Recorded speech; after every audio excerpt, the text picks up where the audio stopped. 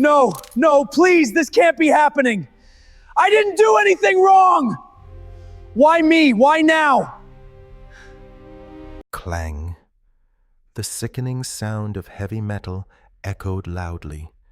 A shiny brass police badge struck the filthy tile floor, spinning to a dead stop. Above it knelt a young rookie in utter disgrace. Just moments ago, this arrogant hotshot had proudly proclaimed himself to be the law. Now, he was trembling violently, tears streaming down his face, wrists tightly cuffed behind his back. The absolute arrogance was gone, replaced by pure terror. But to understand why this cop just completely ended his own career in the most pathetic way possible, we have to go back exactly 12 minutes. The neon sign outside Pete's Diner buzzed with a rhythmic, dying hum. It was the kind of establishment that had stopped trying to impress anyone 3 decades ago.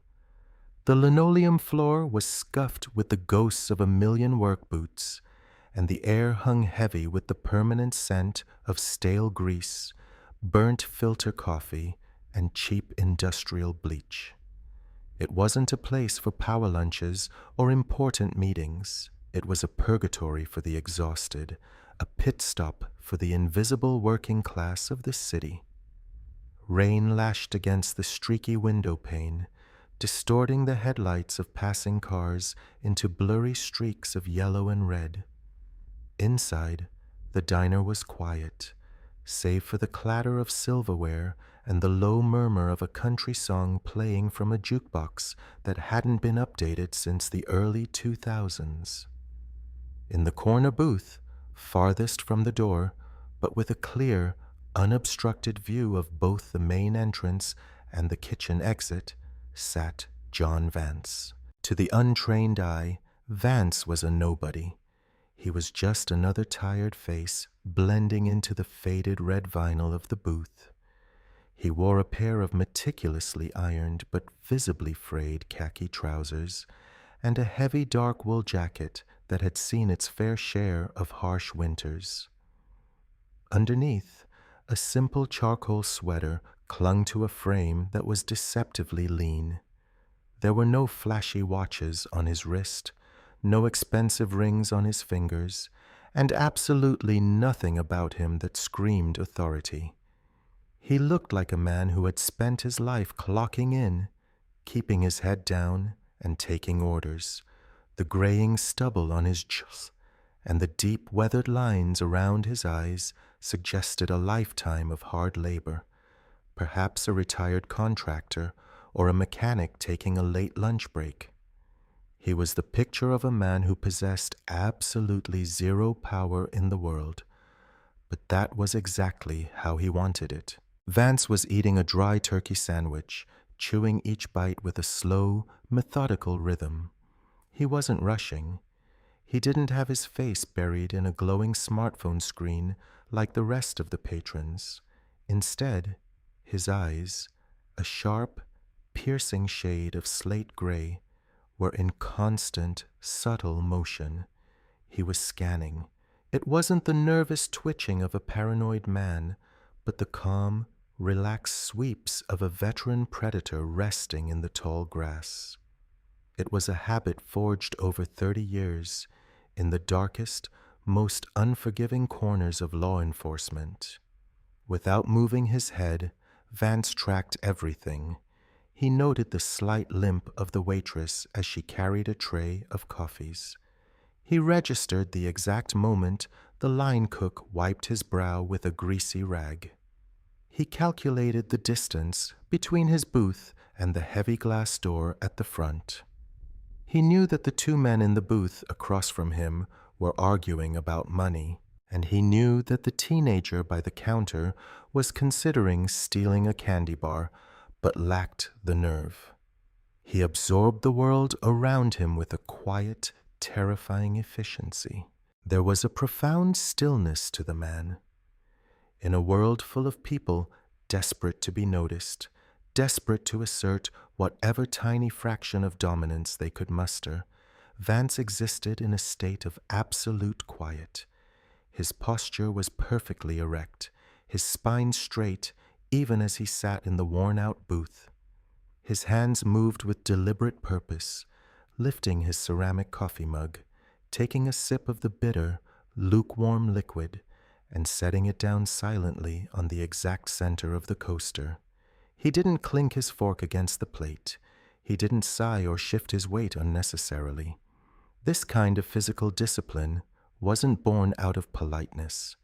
It was the mark of a man who had survived by making himself invisible. A man who understood that true power never had to announce itself. To the rest of the diner, he was merely a background extra in the movie of their lives. He finished the last bite of his sandwich, wiped his mouth meticulously with a thin paper napkin, and folded his hands on the cracked formica table. He was at peace. It was a rare moment of solitude, a brief respite before the storm of his new responsibilities began. He took a slow, deep breath, enjoying the anonymity, the beautiful, unbothered silence of being completely ignored by the world. He had spent his entire career hunting monsters in the shadows, and now, finally given the biggest command of his life, he just wanted a quiet Tuesday afternoon. The profound silence was violently shattered by a high-pitched, obnoxious chime. The heavy glass door of Pete's Diner didn't just open, it was shoved outward with aggressive, unnecessary force, slamming against the external brick wall. The cold wind howled through the breach, but it was nothing compared to the chill that instantly settled over the room. Officer Mark Davies had arrived. He stood framed in the doorway for a full 3 seconds, letting the rain blow past him, absolutely making sure that every single set of eyes in the miserable little diner had time to register his presence. He wasn't responding to a call. He wasn't tracking a suspect. He was just a 23-year-old rookie on a power trip, stopping in for a free cup of coffee. But he entered the room like a tactical strike team breaching a cartel compound. Davies was a walking, breathing monument to unearned arrogance. He had been out of the academy for exactly 4 months, a fact blatantly obvious to anyone who knew what to look for. His uniform wasn't just clean, it was practically weaponized. The creases in his navy blue trousers were ironed so sharply they looked like they could draw blood. His boots were polished to a mirror shine that had no business on these muddy streets. Every piece of leather on his duty belt was stiff, squeaky, and perfectly aligned, laden with tactical gear he would likely never use on a Tuesday afternoon patrol. A heavy-duty taser, 2 sets of polished steel handcuffs, a collapsible baton, and a massive radio unit were strapped to his waist, but the most pathetic detail was his posture. Davies walked with an exaggerated, wide-stance swagger, his chest puffed out so far it strained the buttons of his shirt. His right hand didn't swing naturally by his side. Instead, it rested lazily, intentionally, right on the heavy black grip of his service weapon. It was a calculated theatrical gesture, a silent, cowardly threat broadcasted to a room full of tired cooks and waitresses. He wanted everyone to know exactly where the power in the room resided. To Davies, this badge wasn't a responsibility. It was a golden ticket to be a bully with absolute impunity. In high school, he had been the guy who peaked on the junior varsity football team. Now, the city had handed him a gun and a shiny piece of tin, and his frail, fragile ego had inflated to monstrous proportions. He craved the fear in civilian eyes. He fed on the nervous stutter of a driver during a routine traffic stop.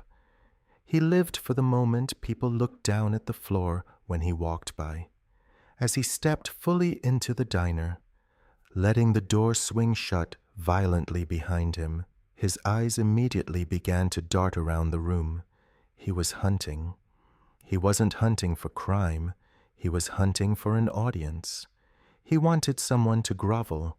He wanted someone to look at him with the exact mixture of reverence and terror that he felt he so rightfully deserved. He slowly strolled down the narrow aisle, the heavy leather of his boots squeaking against the scuffed linoleum.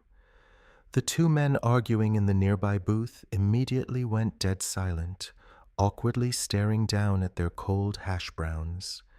The teenager by the counter practically shrank into his oversized hoodie, avoiding eye contact. Davies smirked. This was his kingdom. This was the respect he demanded. But then, his sweeping gaze stopped dead. His eyes locked onto the far corner booth. There sat an older man in a faded wool jacket, finishing a dry turkey sandwich. The man hadn't flinched when the door slammed. He hadn't stopped chewing. He hadn't lowered his head. In fact, John Vance simply took a slow sip of his coffee, his slate-gray eyes casually sweeping over Davies for a fraction of a second before dismissing him entirely, returning his gaze to the window. It was the ultimate insult. To Davies, that calm, indifferent glance wasn't just disrespectful. It was a direct challenge to his authority. This nobody, this washed-up-looking old man in a cheap sweater, dared to treat a uniformed officer of the law like he didn't even matter. Davies felt a hot, ugly flush of anger rise in his neck. He adjusted his heavy gun belt, his knuckles turning slightly white, and changed his trajectory. He had found his target. Davies closed the distance between the diner's entrance and the corner booth with heavy, deliberate steps, his boots thudding against the linoleum. He stopped mere inches from the table, intentionally letting his broad shadow fall directly over the remains of the turkey sandwich. He hooked his thumbs into his tactical belt, leaning forward to invade the older man's personal space. "Let's see some identification, Pops," Davies demanded. His voice was unnecessarily loud, a booming bark designed to ensure everyone in the diner heard who was in charge. John Vance didn't flinch. He didn't drop his coffee mug. He took one final measured sip, placed the thick ceramic cup down onto the cardboard coaster with a soft clink, and finally shifted his slate-gray gaze upward. His eyes were cold, hollow, and entirely unimpressed. "Am I suspected of committing a crime, officer?" Vance asked. His voice was a low, even gravel. There was no tremor, no spike in pitch. It was a flat, factual inquiry, delivered with the emotionless precision of a machine. Davies scoffed, a harsh sound, shifting his weight aggressively. "I don't need a reason to ask who you are. You are loitering. You have been sitting here staring at people like a creep. Now hand over the identification before we have a real problem." "I'm eating my lunch," Vance stated calmly, gesturing minimally toward his empty plate. "I have already paid my bill. Therefore, I'm a paying patron. Unless you can articulate a reasonable, legally recognized suspicion that I'm committing a crime, I'm under no obligation to identify myself to you." The precision of the legal terminology hit Davies like a physical blow. Real people didn't talk like that. Real people, especially tired-looking old men in run-down diners, stuttered. They got nervous. They immediately reached for their wallets to appease the badge. The fact that this nobody Was stonewalling him with textbook constitutional rights was a burning insult to his fragile ego. Davies leaned in, slamming both palms flat onto the cracked Formica table. The impact rattled the silverware and sent a splash of lukewarm coffee over the rim of the mug. Outside, the rain continued to lash against the glass, but inside, the diner had gone completely dead silent. "Listen to me. You washed-up, burned-out nobody," Davies hissed, his voice dropping to a venomous whisper. He leaned in so close, Vance could smell the stale coffee on his breath. "I'm the law in this zip code. You don't quote statutes to me. You do exactly what I tell you to do. Give me your license, or I'm dragging you out of this booth by that cheap collar." Vance leaned back slowly against the red vinyl seat. He didn't reach for his pocket. He didn't raise his hands. He simply looked at Davies the way a weary professor looks at a disappointing student. "You're making a very public, very documented mistake," Vance said softly, maintaining absolute eye contact. "Walk away. Go back to your patrol car." The condescension in Vance's tone was the breaking straw. It wasn't the fearful respect Davies craved. It was pure unadulterated pity. A vein throbbed visibly at Davies' temple. His knuckles turned a sharp, violent white as he gripped the edge of the table. The entire diner was watching him be openly defied.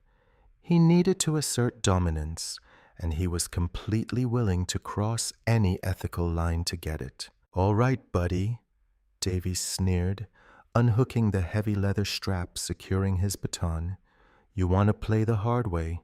Stand up, turn around, and put your hands flat on the table. We are doing a limited safety frisk." John Vance didn't resist. He didn't argue or shout. Moving with a slow, deliberate grace that completely defied the manufactured tension of the moment, the older man simply stood up from the faded vinyl booth. He turned his back to the arrogant rookie and placed his large, calloused hands flat against the cracked Formica surface of the table, spreading his legs just enough to comply with the order. To the terrified onlookers in the diner, it looked like a defeated man surrendering to the overwhelming force of the law. But to anyone who actually understood violence, Vance's posture wasn't submission. It was a tactical concession. He was a rock patiently enduring the pathetic splashing of a shallow puddle. Officer Mark Davies, however, was too blinded by his own inflated ego to recognize the difference. He stepped in aggressively, his heavy black boots planting wide as he roughly grabbed the collar of Vance's worn wool jacket. Davies began the limited safety frisk, his hands aggressively patting down the sides of the older man's torso. He was deliberately rough, using the heavy heel of his palm to strike hard against Vance's ribs, hoping to provoke a sudden flinch, a gasp, any sign of physical weakness. He found nothing but solid muscle. Frustration began to gnaw at the edges of Davies' mind. This wasn't how the script was supposed to play out. The nobody was supposed to break. When intimidation failed, Davies decided to pivot to his secondary tactic. It was a dirty, desperate move, one he had practiced in the mirror of his cramped apartment until the sleight of hand felt somewhat natural. If he couldn't find a legitimate reason to break this man, he would simply create one. The camera angle shifted, closing in tightly on Davies' heavy tactical belt. While his left hand remained clamped on Vance's shoulder, his right hand slid down toward a small pouch near his baton. With a practiced flick of his fingers, he retrieved a tiny, tightly sealed small plastic bag. He palmed it seamlessly, hiding the plastic beneath his thick knuckles. It was a clumsy maneuver by professional standards, a parlor trick that would have instantly alerted a detective.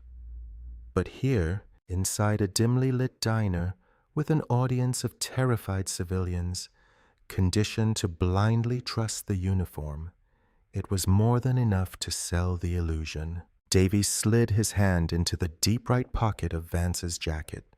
He dug around for a second, creating theatrical friction, before dramatically pulling his hand out and holding his prize up to the flickering fluorescent lights. "Well, well, well," Davies announced. His voice dripped with a toxic mock surprise that echoed loudly across the silent room. "What do we have here?" He held the small plastic bag aloft. Inside, a couple of grams of fine white powder shifted against the plastic. A filthy, asymmetrical smirk slowly spread across Officer Mark Davies' young, flushed face. Those eyes were entirely devoid of justice or integrity. They were the eyes of a petty predator who had just successfully trapped a helpless target. He looked at the white powder, then looked at the silent crowd, making sure every person registered the physical evidence of his triumph. Davies felt a rush of absolute, intoxicating superiority. He had taken down a defiant civilian, secured a felony drug bust, and cemented his absolute dominance. He thought he was the undisputed king of this city block. He had absolutely no idea that he had just signed his own professional death warrant, sealing his fate in exactly 12 minutes. John Vance stared intently at the small, clear plastic bag dangling from the rookie cop's thick fingers. The fluorescent lights glinted off the cheap plastic. Any normal citizen would have completely unraveled in this exact moment. A civilian would have screamed, violently denied the accusation, or begged the surrounding patrons to bear witness to the blatant, illegal setup. Vance did none of those things. His breathing remained remarkably slow, his heart rate entirely steady. He didn't even blink. Instead of looking at the supposed contraband, Vance slowly lifted his slate-gray eyes from the bag of white powder to meet Officer Mark Davies' triumphant, gloating stare. The silence stretching between them was heavy, suffocating, and entirely devoid of the fear Davies so desperately craved. It was the terrifying, absolute stillness of a trap snapping shut, though the rookie was completely oblivious to the fact that he was the target. Vance straightened his posture. He didn't pull his hands back from the table. Vance maintained unbroken eye contact, refusing to show even a flicker of submission to this corrupt abuse of power. When he finally spoke, his deep, gravelly voice carried a chilling, authoritative resonance that seemed to dramatically lower the temperature in the small diner. "Are you absolutely sure you want to go down this road, son?" Vance asked. It wasn't a plea. It was a final, devastatingly cold ultimatum. "Because I promise you, once you open that door, it doesn't close. There is no walking back from this." He was offering the arrogant kid one incredibly generous lifeline. One fleeting opportunity to pretend it was a clumsy mistake, to pocket the little bag, apologize, and walk out of the diner with his career somewhat intact. The profound weight of the warning bounced harmlessly off the impenetrable armor of Davies' massive, fragile ego. The rookie officer threw his head back and let out a loud, braying laugh that completely shattered the quiet tension of the room. It was a harsh, barking sound filled with absolute contempt. Go down this road, Davies mocked, wiping a tear of fake amusement from the corner of his eye. He leaned forward, turning his head slightly to spit a wad of saliva onto the scuffed linoleum floor, mere inches from Vance's worn leather shoes. It was a blatant, disgusting display of complete disrespect. Listen to you, old man. You watch too many movies. You think you are some kind of untouchable mob boss. You are a troubled old man eating a cheap turkey sandwich, and I'm the guy putting you in a concrete box. Davies aggressively grabbed Vance's wrists, yanking them off the table with unnecessary, brutal force. He shoved the older man hard against the rigid edge of the booth, completely ignoring standard departmental protocol and basic human decency. "You have the right to remain silent," Davies practically sang, reciting the Miranda warning with a sickeningly theatrical, mocking rhythm as he twisted Vance's arms backward. "Anything you say can and will be used against you in a court of law. You have the right to an attorney. If you can't afford an attorney, one will be provided for you." He leaned his face directly next to Vance's ear, his voice dropping into a malicious whisper. "But trust me, Pops, no lawyer is getting you out of this one." Davies thought he had just secured a flawless victory. He thought he was untouchable. But as the cold, heavy steel of the handcuffs clicked firmly into place around John Vance's wrists, a silent, invisible timer started. The 12-minute clock began counting down. The cold, heavy steel of the handcuffs bit aggressively into the bare skin of John Vance's wrists. Officer Mark Davies wasn't just securing a suspect. He was intentionally trying to inflict physical pain. He squeezed the metal ratchets down hard, completely ignoring the standard departmental protocol to leave a finger's width of space to prevent nerve damage. He deliberately didn't double lock the cuffs, a calculated rookie mistake that allowed the sharp, serrated metal teeth to tighten further and cut deeper with every slight movement. Vance, however, didn't flinch. He didn't offer a single millimeter of resistance. He kept his breathing perfectly regulated, his facial expression locked into a mask of absolute stoic indifference. This profound lack of a struggle infuriated Davies even more. He desperately wanted a fight. He wanted an excuse to escalate the violence, to unclip the heavy black baton swinging at his hip and use it.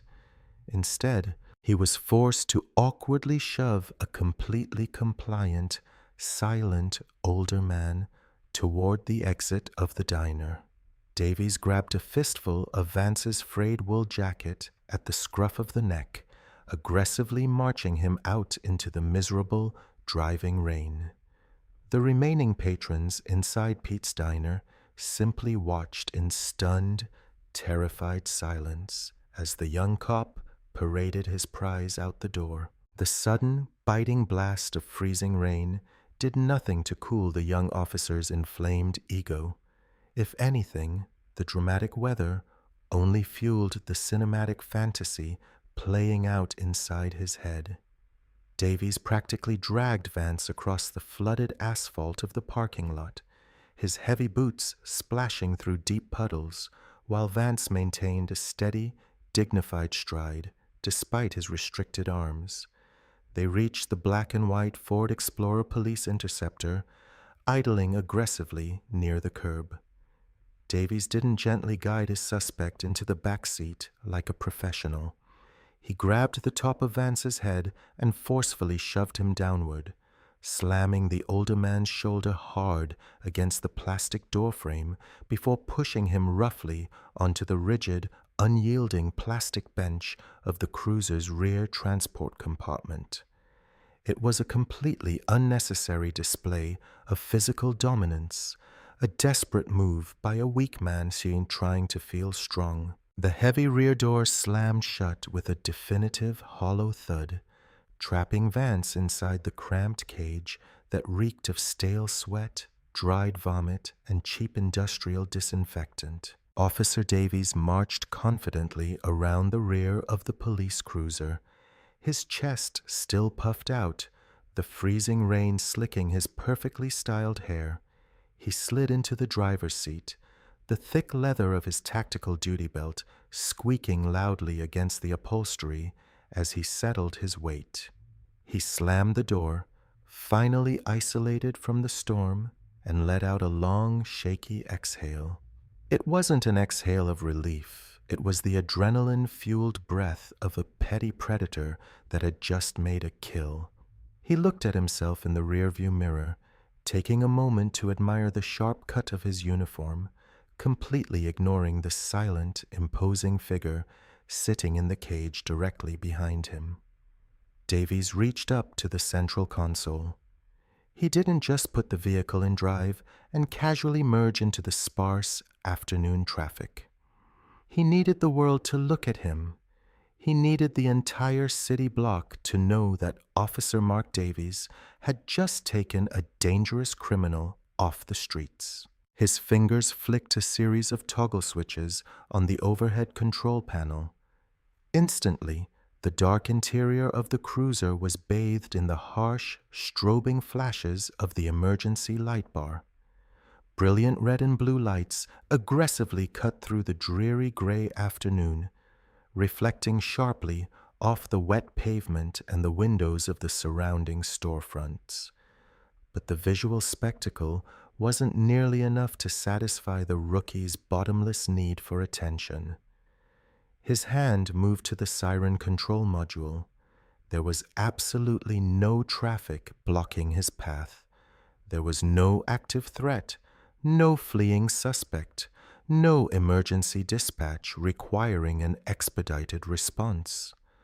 Departmental regulations strictly prohibited the use of a full emergency response, using both emergency lights and sirens for a routine prisoner transport back to the local precinct. But the rules didn't apply to the self-appointed king of the neighborhood. Davies slammed the button, activating the deafening, high-pitched wail of the primary siren. The ear-piercing sound tore through the quiet neighborhood, echoing violently off the brick buildings. It was a massive, public temper tantrum disguised as police work.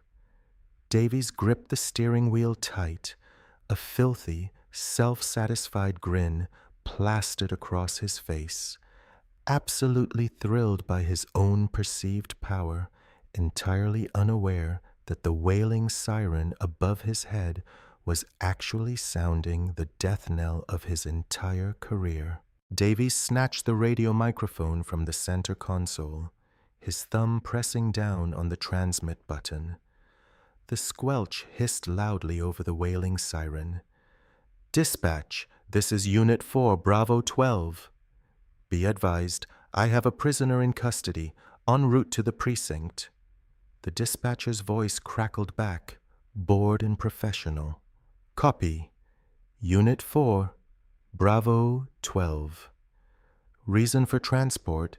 Davies glanced up at the rearview mirror, his eyes briefly meeting the calm, unblinking slate-gray stare of the man locked inside the steel cage behind him. The rookie puffed out his chest, leaning closer to the mic. "Got a highly belligerent male. Suspect initiated a physical altercation, actively resisted a lawful stop, and was found in possession of a serious controlled substance. Had to use significant force to subdue him. He remains unpredictable. Requesting a welcoming committee at the loading bay, just in case he decides to act up again upon arrival." It was a complete fabrication, a fantastical narrative spun entirely from his own pathetic delusions of grandeur. He was aggressively painting himself as the gritty, heroic street cop who had just neutralized a lethal threat to public safety, rather than a cowardly bully who had just kidnapped a completely compliant citizen trying to eat a turkey sandwich. In the cramped back seat, John Vance sat in terrifying silence. The harsh, erratic strobes of the red and blue emergency lights washed over his weathered face, casting deep, sharp shadows that made him look far less like a captive and much more like a judge presiding over a condemned man. He didn't waste a single breath denying the ridiculous lies being broadcasted over the police band. Instead, his mind was operating with the cold, mechanical precision of a military supercomputer. He was cataloging every single detail. He committed the vehicle's identification number, prominently displayed on the dashboard, to his eidetic memory. He memorized the precise spelling of the silver nameplate pinned perfectly to the rookie's chest. M. Davies. He noted the shield number. He tallied the procedural violations with the effortless, lightning speed of a man who had literally rewritten the departmental rulebook. False arrest, evidence tampering, unlawful use of emergency equipment, falsifying a police report over an official radio frequency. Each infraction was another heavy iron nail in the coffin of the rookie's short-lived career. Vance didn't feel anger. Anger was a useless, undisciplined emotion for rookies. As he stared at the back of Davies' head, Vance didn't see a misguided young police officer. He saw a pathogen, a dangerous infection that had somehow slipped past the psychological evaluations and infected the noble bloodstream of the law enforcement agency. To Vance, the badge was sacred. It was a heavy burden paid for in blood by better men. Davies was a problem staining that legacy, and Vance was the lead surgeon holding the scalpel, patiently waiting for the precise moment to completely excise the rot. Davies caught Vance staring in the mirror and felt a sudden, inequitable prickle of deep unease. The old man wasn't panicking. He wasn't crying or begging for leniency. He was just watching, studying him like a lifeless specimen pinned to a glass slide. Davies tapped his knuckles aggressively against the thick plexiglass partition separating the front cab from the prisoner cage. "Hey, tough guy," Davies sneered over his shoulder, his voice slightly muffled by the heavy barrier. "You got awfully quiet back there, finally realizing how badly you screwed up your life." Vance didn't blink. "I'm simply enjoying the ride, Officer Davies." Davies scowled, gripping the leather steering wheel tighter. "You're going away for a very long time, Pops. Felony possession of narcotics, assaulting an officer of the law. The district attorney is going to bury you under the jail. You understand that?" "I understand exactly how the justice system operates," Vance replied softly, his voice cutting clearly through the ambient noise of the siren. "Far better than you ever will." "Oh, yeah." Davies laughed nervously. "You a hotshot lawyer now." "No," Vance stated, his tone instantly freezing the air inside the cruiser. "I'm the consequence of your actions." Davies scoffed loudly, but the arrogant bravado was beginning to crack, just a fraction of an inch around the edges. "You're a delusional old man. That's what you are." "Check your mirror, son," Vance said, his eyes drilling directly into the rookie's soul. "Take a very good look at the man you just falsely arrested, because this is the absolute last time you will ever wear that uniform." "Shut up!" Davies barked, violently slamming his open palm against the plexiglass. "One more word and I will drag you out onto the pavement and show you what resisting arrest actually looks like." Vance simply leaned back into the rigid plastic seat, the sharp metal cuffs grinding against his raw wrists. He closed his eyes. The trap was set.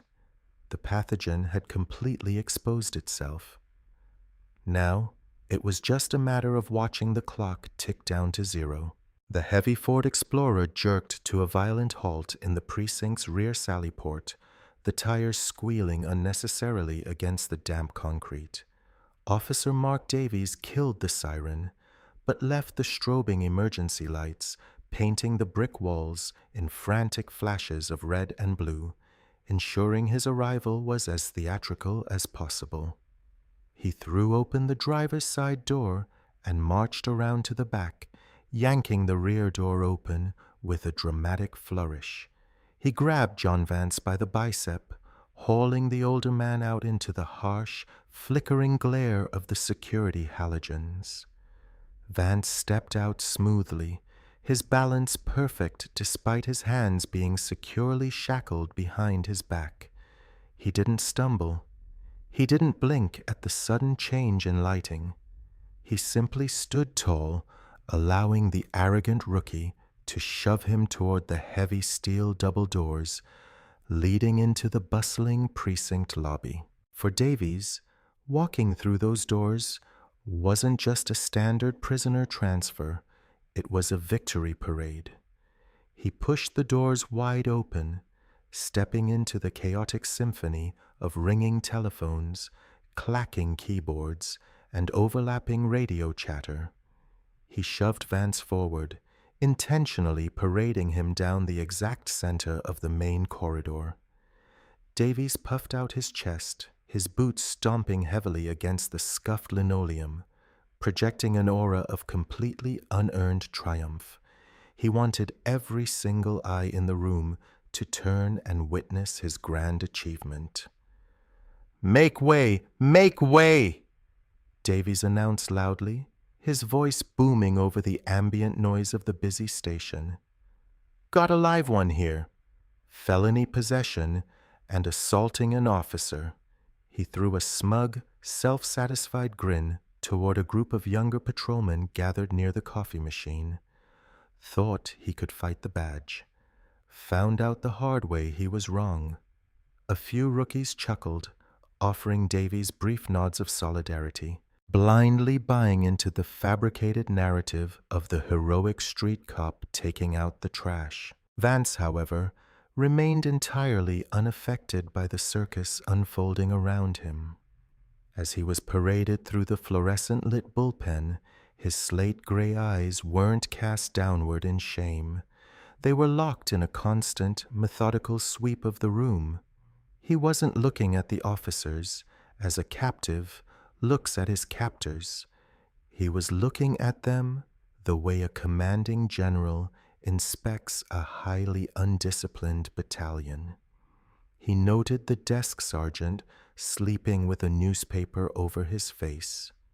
He registered the blatant safety violations, the unsecured evidence lockers, the casual, unprofessional banter echoing across the desks. He was walking through a localized infection of incompetence, and Officer Davies was merely the loudest symptom. Vance's face was carved from granite, expressing absolutely zero distress. His breathing was so steady, so perfectly controlled, it was almost unnatural for a man facing 20 years in a federal penitentiary. It was this profound, unsettling stillness that began to catch the attention of the older, seasoned veterans in the room. While the green rookies laughed at Davies' boasting, the gray-haired detectives and 20-year patrol sergeants stopped what they were doing. A grizzled detective, holding a stack of file folders, paused in the middle of the aisle, his eyes narrowing as he locked onto Vance. He didn't see a junkie. He didn't see a terrified civilian. He saw a man walking with his shoulders pulled back, his chin parallel to the floor, exuding an aura of terrifying command. The veterans recognized that posture. It was the posture of a man who had spent decades giving orders that resulted in life or death. It was the icy, untouchable calm of a high-ranking brass officer who knew exactly how much power he held in his back pocket. A heavy, intensely uncomfortable silence slowly began to ripple outward through the room, replacing the casual chatter. The older cops exchanged nervous, questioning glances, their instincts screaming that something was fundamentally wrong. They watched the arrogant kid forcefully shove the dangerously quiet older man toward the holding cells, completely oblivious to the massive, invisible sword dangling directly over his own neck. Officer Davies was far too busy basking in his own completely manufactured glory to notice the sudden, terrifying shift in the atmosphere. He had absolutely no idea that the ticking clock had just entered its final, fatal countdown. Crash. The deafening sound of heavy steel violently impacting a concrete wall instantly shattered the suffocating silence of Interrogation Room 4. The reinforced door didn't simply swing open. It was practically blown off its massive iron hinges by a coordinated physical force from the hallway. Officer Mark Davies instinctively flinched, his hand dropping toward the empty leather holster on his hip. His arrogant mind raced to quickly comprehend the violent intrusion. He fully expected to see a sweaty, overworked public defender rushing in with a cheap briefcase, frantically waving a worthless paper to save the pathetic old junkie sitting at the metal table. He had his sharp, condescending punchline already loaded on his tongue, completely ready to verbally decimate whoever dared to interrupt his perfect felony interrogation. But as the fine settling dust cleared from the battered doorframe, the smug, theatrical smirk on the young rookie's face froze entirely. It wasn't a desperate, frantic defense lawyer. It wasn't a fellow patrolman coming to check on his status. Stepping through the threshold with a terrifying predatory momentum was Captain Thomas Miller, the hard-nosed, unforgiving commanding officer of the entire precinct. Captain Miller was a man who ruled his district with an iron fist, a legendary, intimidating figure who practically never left the insulated comfort of his corner office on the 3rd floor. Unless a catastrophic, headline-making incident had just occurred.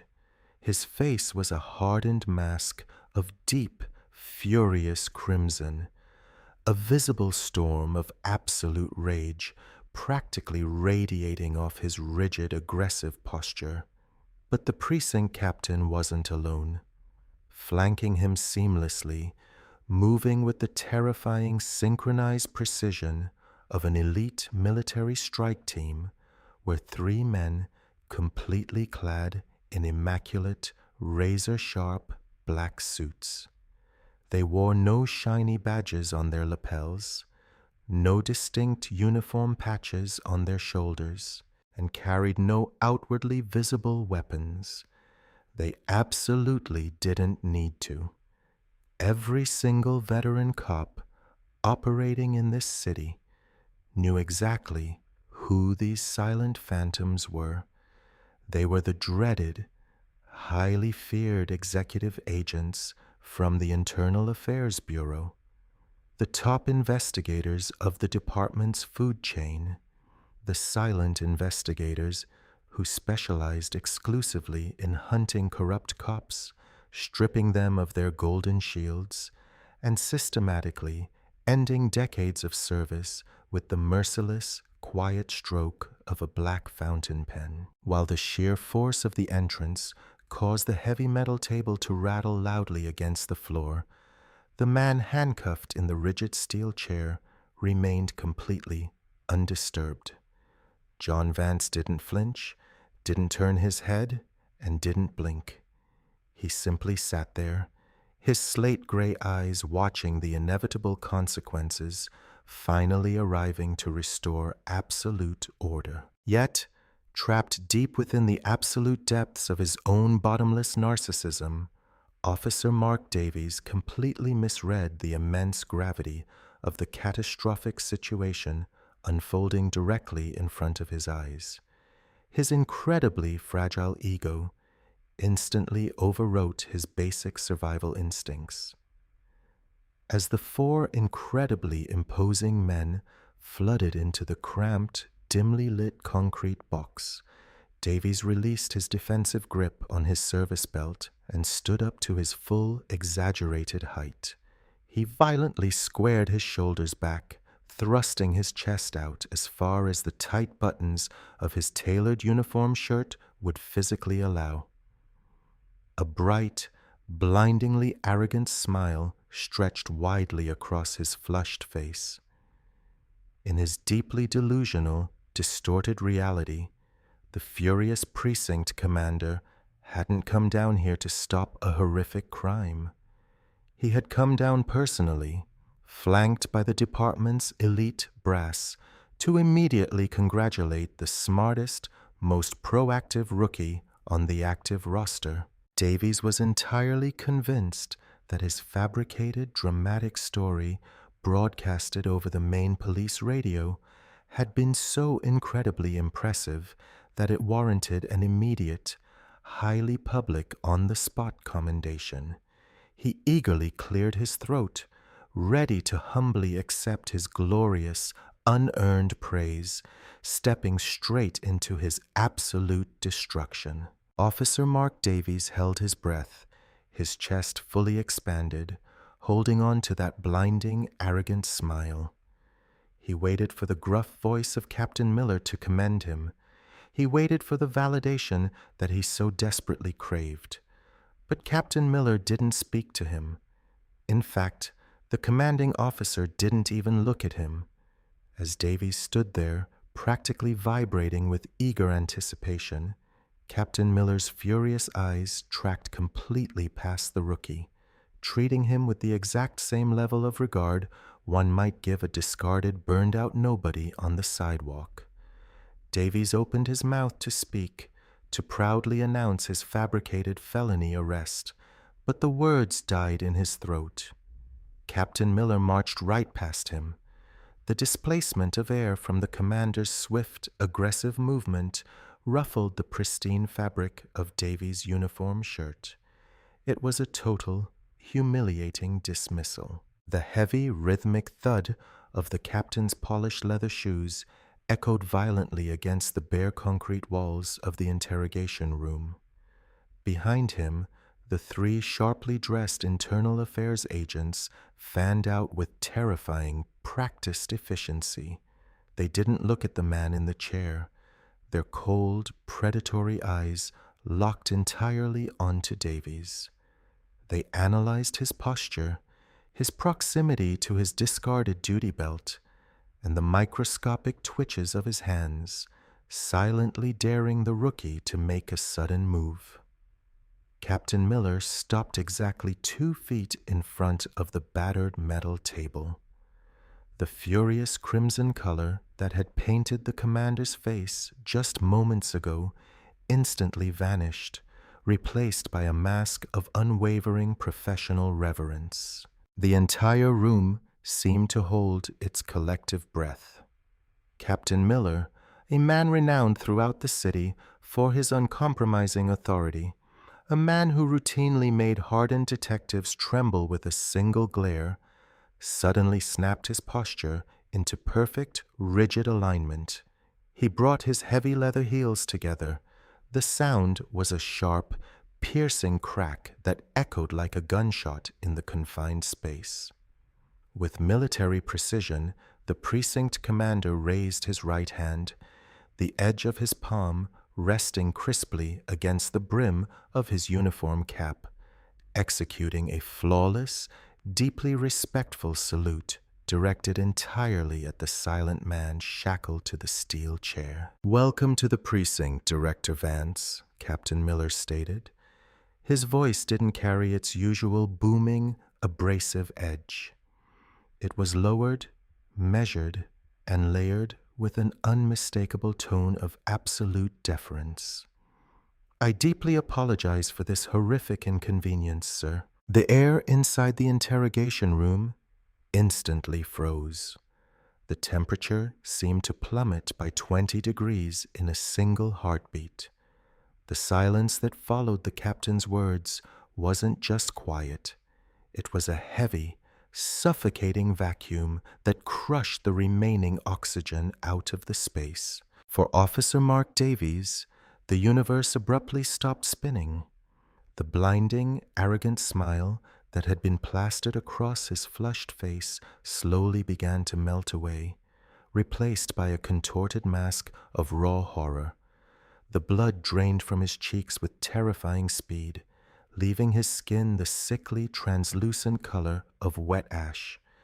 His heart, which had been hammering with the intoxicating thrill of false victory, suddenly felt like a block of solid ice sitting heavily in his chest. His knees visibly trembled, suddenly struggling to support his own body weight.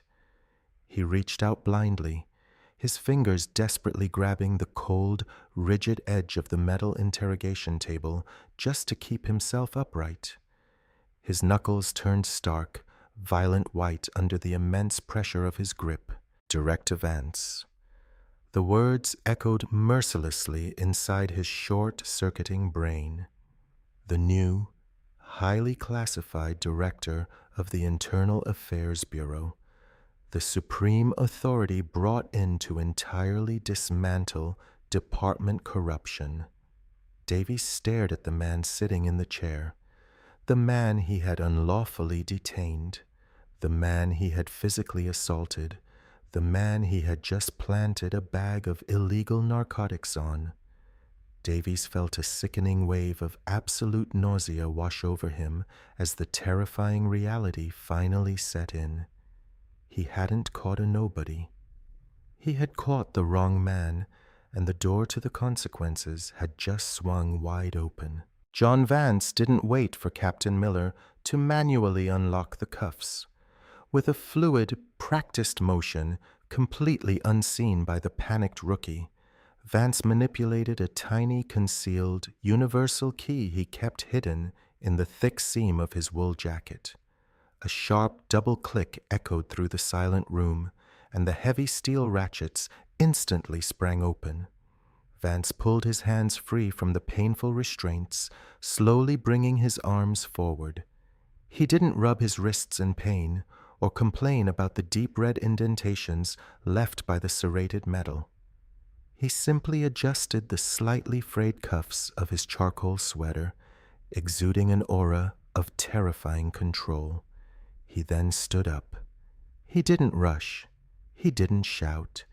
He moved with the slow, deliberate grace of an apex predator, completely assured of its absolute dominance over the enclosed environment. Vance bypassed Captain Miller, slowly closing the incredibly short distance between the metal table and the trembling rookie. Officer Mark Davies instinctively tried to take a step backward, desperately trying to put some physical distance between himself and the monstrous consequence he had just unleashed. But the heavy cinder block wall immediately stopped him. He was completely trapped. Vance stopped mere inches from the terrified young officer.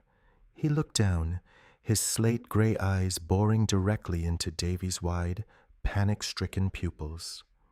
The voice that came out of Vance wasn't the flat, unbothered tone from the diner. It was a weaponized, razor-sharp baritone that vibrated with a lifetime of absolute authority and uncompromising discipline. "You thought you were displaying power," Vance said softly, the quiet volume somehow making the words infinitely more terrifying.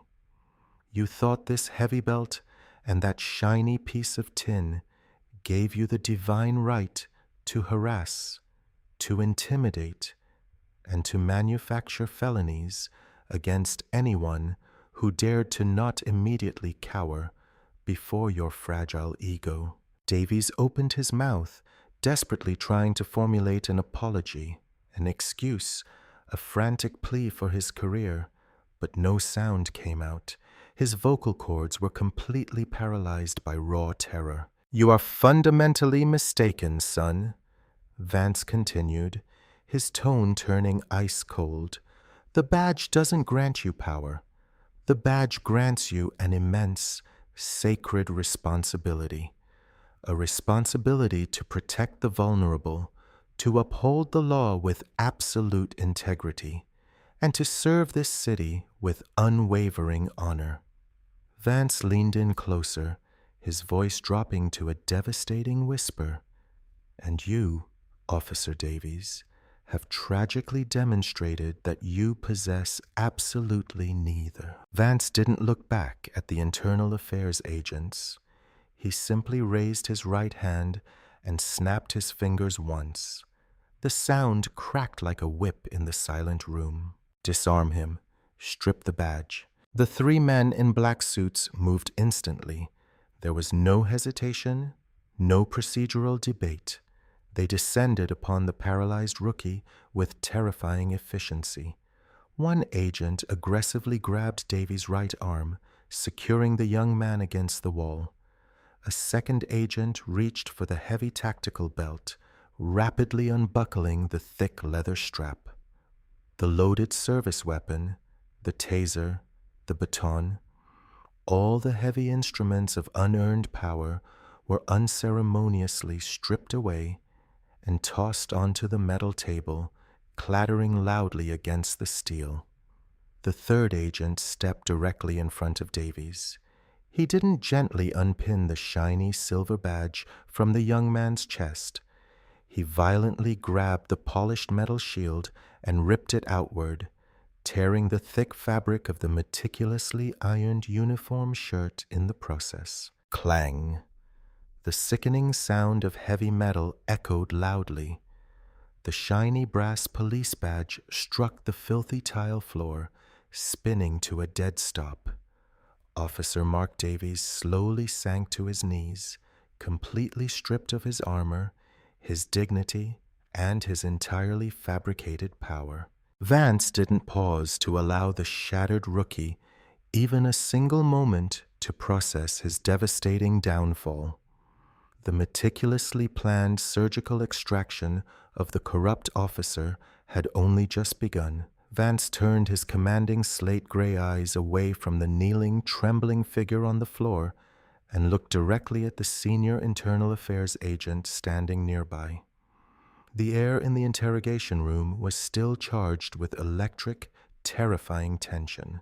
"Lock down his personal vehicle," Vance ordered, his deep voice slicing through the heavy silence with uncompromising precision, "and execute an immediate, comprehensive raid on his assigned precinct locker. Do it right now." The lead internal affairs agent offered a crisp, silent nod and immediately tapped his earpiece, relaying the direct orders to the secondary strike team, already strategically positioned outside the building. There was no hesitation, no waiting for a formal warrant to be typed up. Director Vance possessed the absolute unilateral authority to tear the precinct down to its foundational bricks if he deemed it necessary. The cinematic cut was abrupt and jarring. The scene violently shifted from the claustrophobic, dimly lit interrogation room to the brightly illuminated, sterile men's locker room located on the second floor of the precinct. A heavy pair of bolt cutters aggressively snapped the cheap brass padlock, securing locker number 412. The thin metal door was yanked open, revealing the hidden, pathetic secrets of Officer Mark Davies. The internal affairs agents didn't conduct a gentle, respectful search. They tore into the locker with the methodical, ruthless efficiency of a demolition crew clearing a condemned structure. To the untrained eye, it looked like a standard locker filled with extra uniforms, heavily scuffed boots, and a spare tactical vest. But the internal affairs agents were highly trained specialists in uncovering the hidden rot of a corrupted badge. A senior agent wearing thin blue nitrile gloves aggressively pulled out a heavily taped shoebox shoved deep in the back corner, completely buried beneath a pile of dirty gym towels. He pried the cardboard lid open. Inside lay the physical, undeniable proof of Davy's petty, miserable tyranny over the neighborhood. There were dozens of thin, crumpled envelopes stuffed with small denominations of cash, $50 here, $100 there. It was the pathetic nickel and dime extortion money forcefully collected from terrified local bodega owners and desperate street vendors, just trying to survive the rookie's aggressive patrols. Right next to the dirty cash sat a stack of pristine, blank citation booklets, a clear, blatant violation of strict departmental inventory protocols. These were the weapons Davies used to manufacture his unearned leverage. More damning, however, was a small, locked black notebook hidden inside the toe of a spare duty boot. When an agent forced the lock open, they discovered a meticulously detailed, handwritten ledger. It was a complete, undeniable record of every single falsified arrest, every piece of planted evidence, and every cowardly shakedown Davies had executed since graduating from the academy. He had been so incredibly arrogant, so completely convinced of his own untouchable superiority, that he had actually documented his own felony crimes in his own handwriting. The agents systematically emptied the contents of the locker onto the center bench, transforming Davies' so-called heroic career into a pathetic pile of criminal proof. The shiny commendation ribbons he had proudly pinned to his spare uniform shirt were unceremoniously ripped off and tossed carelessly into the nearby plastic trash can. The illusion of the tough, uncompromising street cop was completely annihilated, replaced by the ugly, undeniable reality of a coward who used a piece of city-issued metal to terrorize the weak. Mark Davies collapsed completely, the sharp, authoritative creases of his uniform suddenly looking like a clown suit that was 2 sizes too big. The invincible street king from the diner was erased, replaced by a blubbering, terrified child. Tears streaked down his pale cheeks, mixing with the cold sweat rapidly beading on his forehead. He scrambled forward on the dirty linoleum floor, his hands desperately reaching out toward the immaculate leather dress shoes of Director Vance. The rookie's chest heaved with frantic gasps as the terrifying reality of a federal prison sentence finally solidified in his mind. "Director, please," Davies begged, his voice cracking into a pathetic, high-pitched whine that echoed miserably off the cold walls. "Please, sir, you have to listen to me. I made a mistake. It was just a stupid, terrible mistake. I was stressed out. I didn't mean any of it." John Vance didn't step back. He stood perfectly still, letting the broken rookie grovel at his feet. His slate-gray eyes looked down at the weeping man with a potent mixture of profound disgust and chilling pity. Davies incorrectly took the unyielding silence as a tiny sliver of hope and desperately doubled down on his pathetic excuses. "You don't understand the intense pressure we are under out here," Davies stammered, frantically wiping his running nose with the back of his trembling, sweaty hand. "My family is completely drowning in debt. My mother is incredibly sick.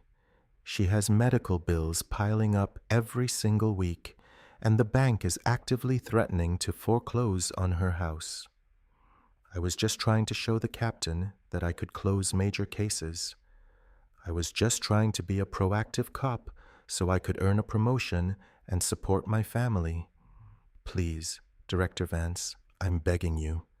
If you take my badge away today, my family loses everything. You can't ruin my entire life over one single bad judgment call. The silence that followed his frantic plea was heavier than a lead blanket. The three sharply dressed internal affairs agents standing in the periphery simply watched the spectacle with old, blank expressions. They had heard this exact same manufactured sob story 1,000 times from 1,000 different corrupt officers. Vance slowly lowered himself into a slight crouch, bringing his weathered face inches away from the tear-soaked rookie. He didn't yell. He didn't show even a microscopic ounce of anger. Do you genuinely believe that you are the only man living in this massive, unforgiving city who has a sick mother and overwhelming unpaid bills? Vance asked, his voice a freezing, razor-sharp whisper that sliced effortlessly through the rookie's pathetic, emotionally manipulative defense. The entirely innocent man you eagerly tried to frame with narcotics at that diner today probably works 2 grueling manual jobs just to keep the winter heat turned on. The hard-working bodega owners you violently extort every single week are struggling endlessly to feed their own hungry children. Vance stood back up, his towering, unmovable presence completely swallowing the broken man kneeling on the floor. He delivered the final devastating psychological blow with terrifying finality. People who are truly suffering don't ever use the immense power of the law to maliciously trample on the weak. You are absolutely not a victim, Davies. You are just a pathetic coward who finally got caught. Vance gave the final silent nod. The lead internal affairs agent reached down and grabbed the heavy steel handcuffs resting on the battered metal table. They were the exact same cuffs Davies had sadistically ratcheted down on Vance's wrists just a fraction of an hour ago, completely ignoring protocol to inflict maximum pain. Now, the cold metal teeth bit violently into the rookie's own trembling flesh. The agent certainly didn't bother checking for a finger's width of comfortable space. He ratcheted the steel down incredibly hard, letting the jagged edges aggressively grind into Davies' skin, securely locking his arms rigidly behind his back. The poetic justice of the moment was absolute, immediate, and intensely, physically painful. The agents reached down and hauled the blubbering, disgraced officer to his feet. His legs, completely drained of the arrogant, wide-stanced swagger he had proudly paraded through the diner, now dragged uselessly beneath him like heavy, wet sandbags. The agents flanked him tightly on both sides, each grabbing a heavy, uncompromising fistful of his torn uniform shirt. They forcefully marched him out of the locker room, parading him down the narrow concrete hallway, and aggressively pushed through the heavy double doors leading directly back into the bustling main precinct bullpen. It was the exact same route Davies had taken just minutes prior, when he arrogantly thought he was the untouchable, conquering hero returning with a dangerous felon. But the atmosphere inside the room had undergone a catastrophic, chilling transformation. The chaotic, overlapping symphony of ringing telephones, clacking keyboards, and loud radio chatter had been completely snuffed out. The massive bullpen was terrifyingly silent. Every single officer in the room, from the gray-haired desk sergeant to the greenest patrolman who had foolishly chuckled at Davy's boasting earlier, was now standing perfectly still, staring at the humiliating spectacle unfolding before them. But there was absolutely no camaraderie in their eyes. There was no pity for a fallen brother. The seasoned veteran cops looked at him with absolute, unadulterated contempt. Their weathered faces hardened with the deep disgust reserved exclusively for a traitor who had irreparably stained their sacred shield. The younger officers, the exact peers Davies had so desperately tried to impress with his fake toughness, simply turned their heads away in pure shame, entirely refusing to even acknowledge his pathetic existence. Davies kept his head hung incredibly low, his tear-streaked face burning with a fiery, unbearable humiliation. He desperately wanted someone to yell at him. He prayed for Captain Miller to scream, or for a fellow patrol officer to curse him out, because anger would mean he was still a recognized part of the tribe.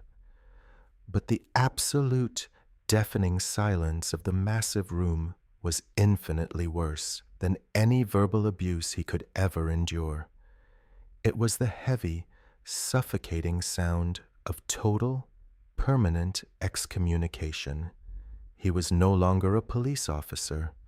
He was a dangerous failure that had been successfully identified, forcefully isolated, and completely purged from the system. As the agents marched him past the front desk and out into the freezing rain toward the waiting black transport van, the heavy glass doors of the precinct closed firmly behind him, permanently sealing his fate and shutting him out of the Brotherhood forever. The cold realization that he would soon be wearing an orange jumpsuit instead of navy blue finally settled into his bones. The fallout didn't simply end with the humiliating public walk of shame through the precinct lobby. For a petty tyrant like Mark Davies, the loss of the badge was a devastating blow. But the absolute, crushing reality of his situation didn't fully materialize until 3 days later. The setting shifted from the damp, chaotic precinct to a sterile, heavily soundproofed administrative hearing room located deep within the fortified headquarters of the Internal Affairs Bureau. The air conditioning hummed with a low, oppressive drone. Davies sat behind a polished mahogany table, dressed in a cheap, ill-fitting gray suit that made him look incredibly small and insignificant. His hair was meticulously combed, attempting to project an image of respectful professionalism, but the dark, heavy bags hanging under his bloodshot eyes betrayed the sleepless nights of raw panic. Sitting directly beside him was his assigned union representative, a tired, aggressively balding attorney who looked like he had already lost the case before he even sat down. They were desperately attempting a final, last-chance defense strategy. They were trying to completely rewrite the narrative, attempting to flip the undeniable reality of the situation on its head. Davies was going to play the absolute victim.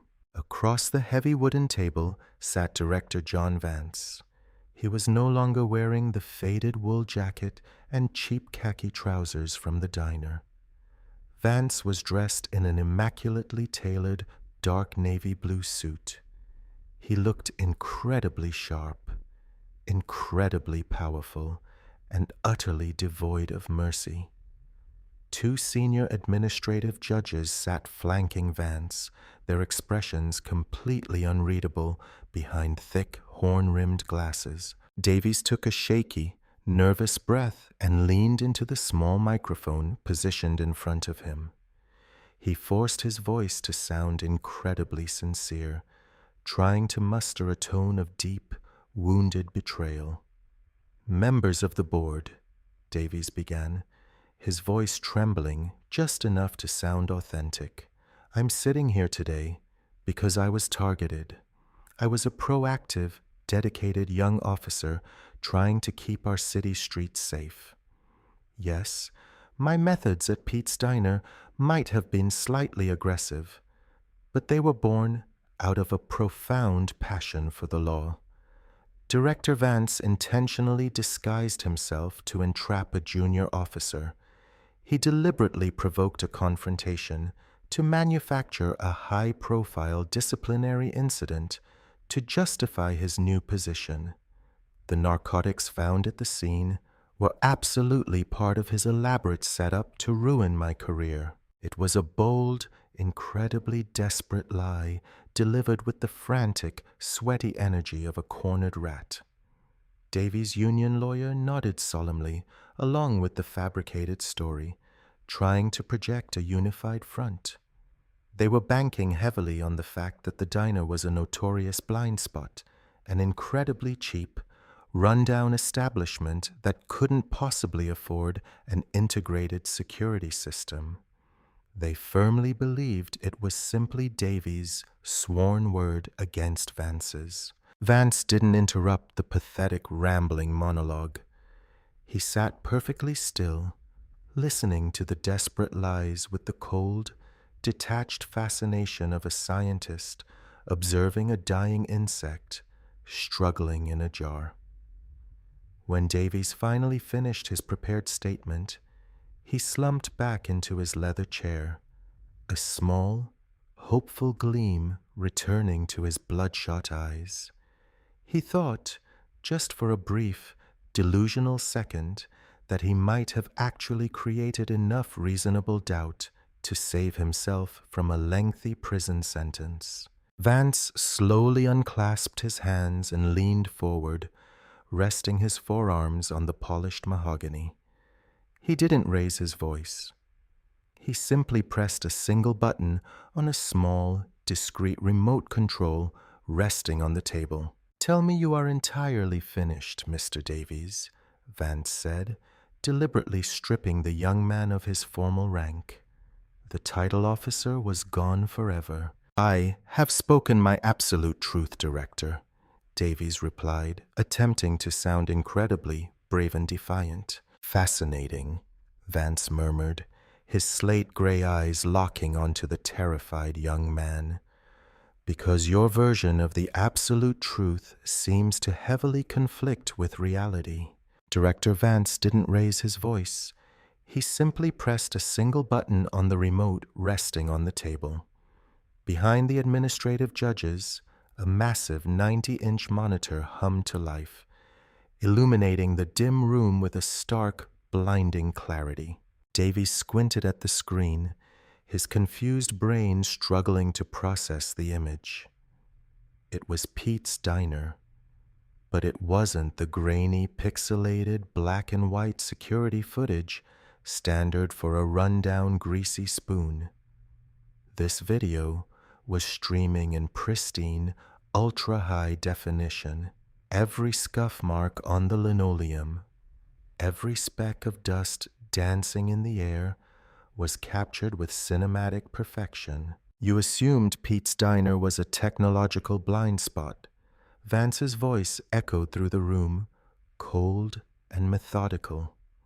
A convenient, unmonitored hunting ground where officers like you could operate in the shadows.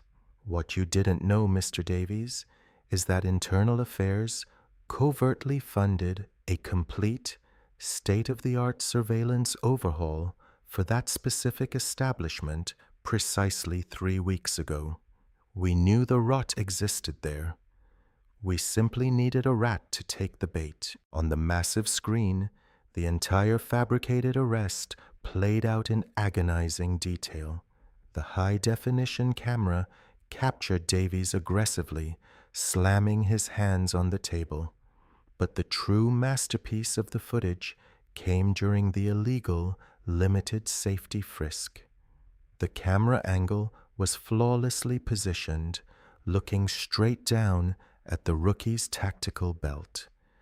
In crisp, undeniable, ultra-high definition, everyone in the room watched Davies, awkwardly fumble with his utility pouch, extract the small plastic bag, and clumsily slip it into Vance's worn wool jacket. It didn't look like a smooth, professional sleight of hand. On the big screen, it looked exactly like what it was, a desperate, pathetic crime committed by a terrible liar. The heavy silence in the hearing room was broken only by the sound of a zipper. Davy's union attorney, the man who had just vigorously nodded, along with the fabricated defense, was already shoving his legal pads back into his leather briefcase. The lawyer didn't say a single word. He simply stood up, physically moved his chair 3 feet away from Davy's, and crossed his arms, instantly severing any professional association with the doomed man sitting next to him. But Director Vance wasn't entirely finished dissecting his target. He picked up a crisp manila folder from the table and casually flipped it open. By the way, Mr. Davies, the forensics laboratory sent over the chemical analysis of the incredibly dangerous substance you bravely confiscated from my pocket. Vance didn't smile, but his slate-gray eyes practically gleamed with sharp, controlled mockery.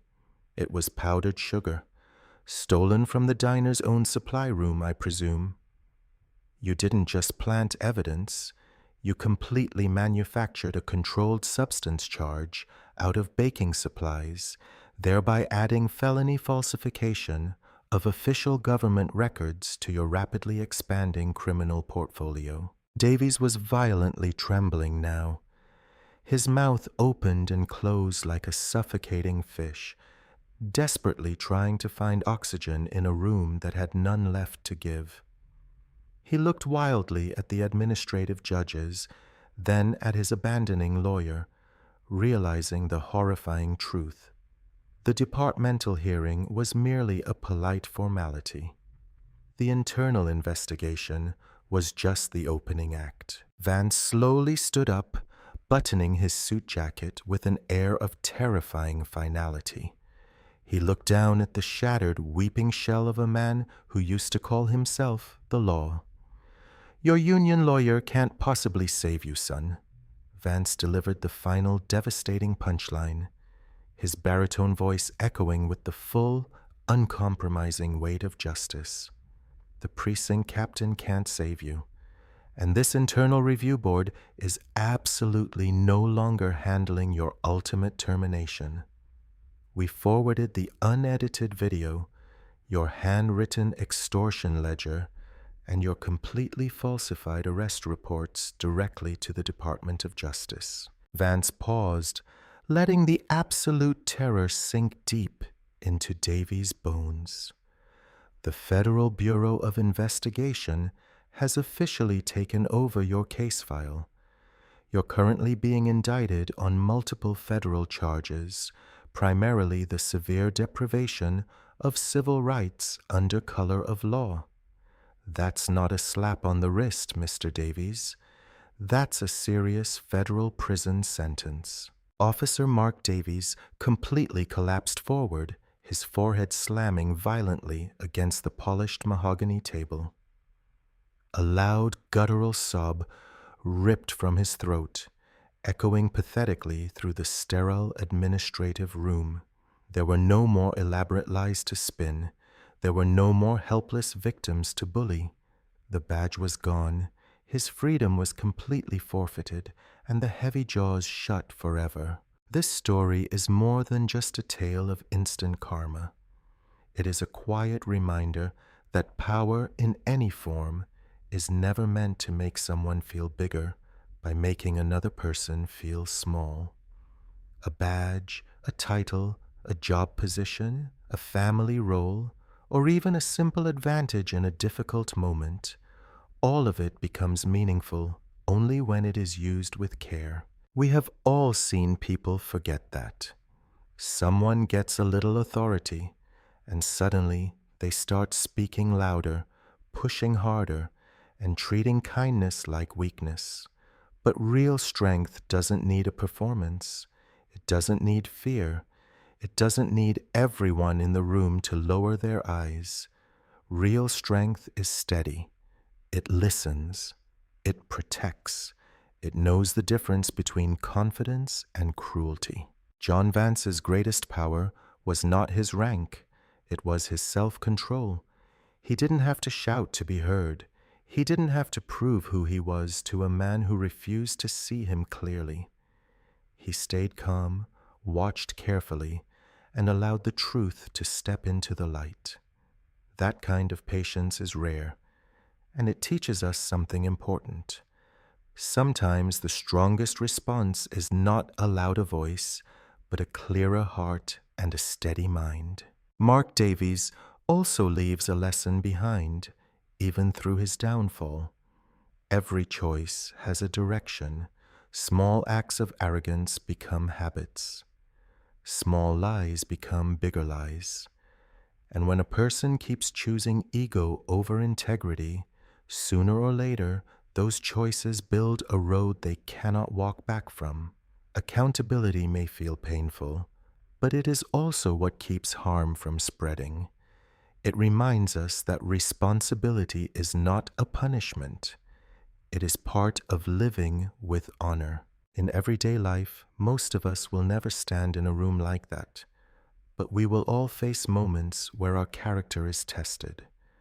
We might have power over someone at work, at home, online, or in a simple conversation with a stranger who cannot easily defend themselves. In those moments, we get to decide who we are. We can use our voice to embarrass someone, or we can use it to protect their dignity. We can chase control, or we can choose compassion. We can let anger drive, or we can slow down and do what is right. This story asks us to remember that every person carries a life we cannot fully see. The quiet man at the corner table may have endured more than we can imagine. The tired worker behind the counter may be carrying worries no one has noticed. The person who seems powerless may still deserve the same respect we would give to someone important. Because kindness is not something we save for people with status. Kindness is who we become when nobody forces us to be good. So when life gives you influence, even in a small way, hold it gently. Let your actions make others feel safer, not smaller. Let your words bring clarity, not fear. And when you make a mistake, have the courage to face it, learn from it, and become better because of it. In the end, titles fade, uniforms come off, and applause gets quiet. What remains is the way we treated people when we had a choice. That is the kind of strength worth remembering. Quiet strength, honest strength, the strength to be fair when it would be easier to be cruel, to be patient when pride wants to take over, and to be kind when nobody is watching. That is the strength that changes a room, changes a life, and little by little changes the world for the better.